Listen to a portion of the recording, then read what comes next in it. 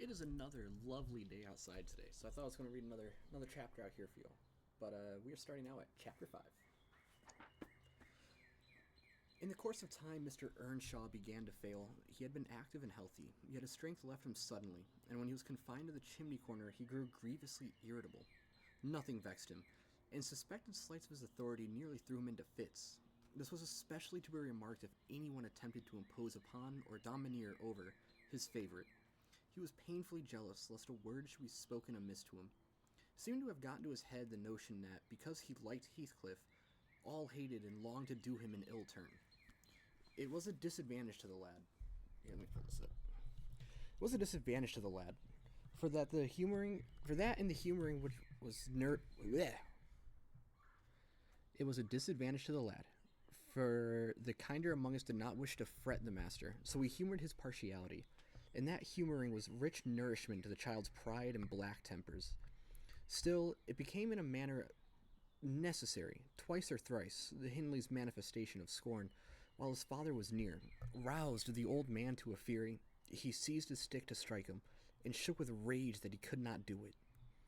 At last, our curate, we had a curate then who made the living answer by teaching the little Lintons and Earnshaws, and farming his bit of land himself, advised that the young man should be sent to college, and Mr. Earnshaw agreed, though with a heavy spirit, for he said Hindley was naught, and he would never thrive as where he was wandered. I hoped heartily we should have peace now, and it hurt me to think the master should be made uncomfortable by his own good deed.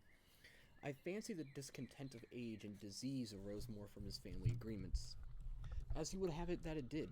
Really, you know, sir, it was in his sinking frame. We might have got on tolerably notwithstanding, but for two people, Miss Cathy and Joseph, the servant. You saw him, I dare say, up yonder. He was, and is yet, most likely, the wearisomest self-righteous Pharisee that ever ransacked a Bible to take the promises to himself and fling the curses to his neighbors. By his knack of sermonizing and pious discoursing, he contrived to make a great impression on Mr. Earnshaw, and the more feeble the master became, the more influence he gained. He was relentless in worrying him about his soul's concerns, and about ruling his children rigidly. He encouraged him to regard Hindley as a reprobate, and, night after night, he regularly grumbled out a long string of tales against Heathcliff and Catherine, always minding to flatter Earnshaw's weakness by heaping the heaviest blame on the latter. Certainly, she had ways with her such as I never saw a child take up before, and she put all of us past our patience 50 times and oftener in a day. From the hour she came downstairs till the hour she went to bed, we had not a minute's security that she wouldn't be in mischief. Her spirits were always at high water mark, her tongue always going, singing, laughing, and plaguing everybody who would not do the same. A wild, wicked slip she was, but she had the boniest eye, the sweetest smile, and lightest foot in the parish. And, after all, I believe she meant no harm, for when once she made you cry in good earnest, it seldom happened that she would not keep you company, and oblige you to be quiet, that you might comfort her. She was much too fond of Heathcliff. The greatest punishment we could invent for her was to keep her separate from him. Yet she got chided more than any of us on his account. In play, she liked exceedingly to act the little mistress, using her hands freely and commanding her companions. She did so to me, but I would not bear slapping and ordering, so I let her know. Now, Mr. Earnshaw did not understand jokes from his children. He had always been strict and grave with them. And Catherine, on her part, had no idea why her father should be crosser and less patient in his ailing condition than he was in his prime. His peevish reproofs wakened in her naughty delight to provoke him.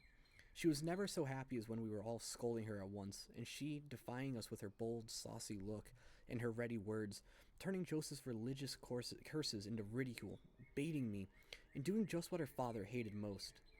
Showing how her pretended insolence, which he thought real, had more power over Heathcliff than his kindness. How the boy would do her bidding in anything, and his only when it suited his own inclination. After behaving as badly as possible all day, she sometimes came fondling to make it up at night.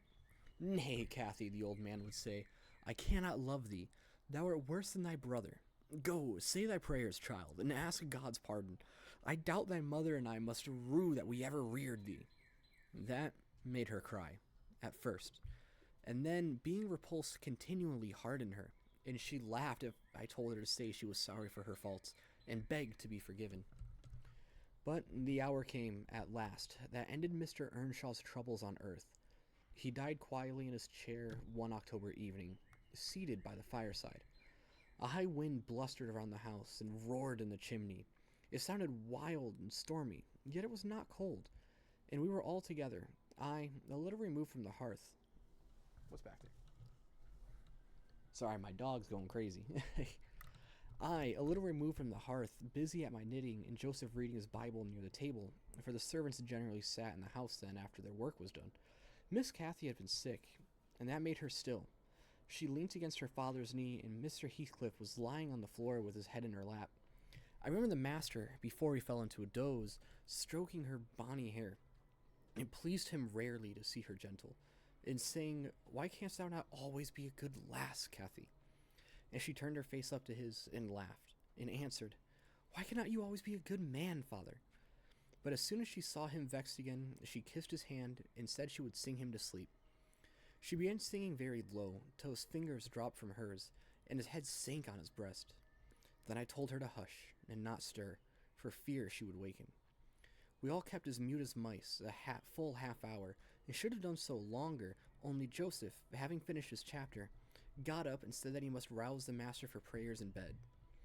He stepped forward and called him by name, and touched his shoulder, but he would not move, so he took the candle and looked at him. I thought there was something wrong as he set down the light, and seizing the children each by an arm, whispered them to frame upstairs and make little din. They might pray alone that evening. He had somewhat to do. "I shall bid father good night first," said Catherine, putting her arms around his neck, before we could hinder her. The poor thing discovered her loss directly. She screamed out, "Oh, he's dead! Heathcliff, he's dead!" And they both set up a heartbreaking cry.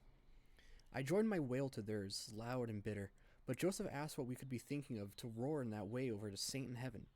He told me to put on my cloak and run to Gimmerton for the doctor and the parson. I could not guess the use that either would be of then. However, I went through wind and rain and brought one, the doctor, back with me. The other said he would come in the morning. Leaving Joseph to explain matters, I ran to the children's room. Their door was ajar. I saw they had never lain down, though it was past midnight, but they were calmer and did not need me to console them.